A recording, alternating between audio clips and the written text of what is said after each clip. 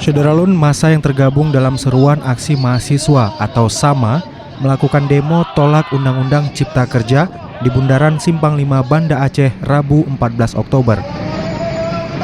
Pengunjuk rasa yang didominasi mahasiswi itu memulai aksinya sekitar pukul 10.45 dengan silih berganti menyuarakan aspirasi.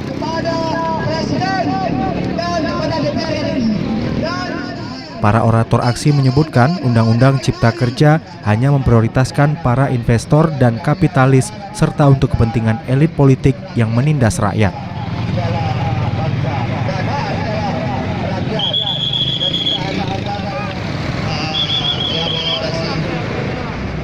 Setelah menyampaikan aksinya, sekitar pukul 13.20, massa pun membubarkan diri dengan tertib tanpa insiden selama aksi berlangsung.